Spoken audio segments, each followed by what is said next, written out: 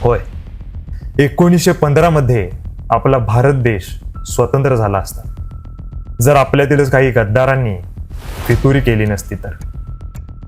पुण्यातील एका इंजिनिअरिंगच्या विद्यार्थ्यानं इंग्रजांना अक्षरशः घाम फोडला होता. वंदे मातरम. मी सूरज भोई स्वातंत्र्य दिनानिमित्त राष्ट्राय स्वाहा गाथा 15 अपरिचित क्रांतिकारकांची या व्हिडिओ सिरीज मधील दुसऱ्या भागात आपलं स्वागत करतोय.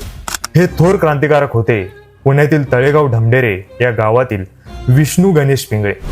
मेकॅनिकल इंजिनिअरिंगचं स्वप्न उराशी बाळगून विष्णू पिंगळे अमेरिकेला गेले, पण तिथे गेल्यानंतर ते गदर पार्टीत सामील झाले आणि त्यांनी आपलं आयुष्य क्रांतिकार्यासाठी झोकून दिलं. विष्णू पिंगळे बंगाली, गुजराती, पंजाबी यांसारख्या अनेक भाषा अस्खलित बोलत होते. भारतात परत आल्यानंतर रासबिहारी बोस यांच्यासोबत त्यांनी सशस्त्र उठावाची एक मोठी योजना आखली होती. वेषांतर करून त्यांनी देशभरातील क्रांतिकारकांची अनेक सैनिकांची जुळवाजुळव केली होती. यावेळेला ब्रिटिशांचं बरंचसं सैन्य हे फ्रान्समध्ये अडकून पडल्यामुळं भारतात केवळ 15,000 ब्रिटिश होते. डाव पूर्णपणे यशस्वी होणार याची पूर्ण खात्री होती, पण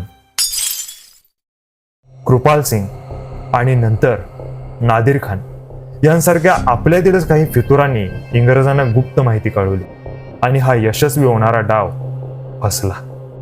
अखेर 16 नोव्हेंबर 1915 रोजी लाहोरच्या जेलमध्ये विष्णू गणेश पिंगळे हसत हसत फासावर चढले. मातृभूमीच्या स्वातंत्र्यासाठी आपलं बलिदान देणाऱ्या भारत मातेच्या या वीर सुपुत्रास शतशः नमन. इतिहासातील ही हरवलेली पानं सर्वांसमोर आणण्यासाठी हा व्हिडिओ जास्तीत जास्त लोकांपर्यंत शेअर करा आणि उद्याच्या तिसऱ्या भागासाठी सूरज भोई क्रिएटिव्ह 7 परिवाराच्या सर्व सोशल मीडिया माध्यमांना आवर्जून फॉलो करा. इन्कलाब जिंदाबाद. वंदे मातरम.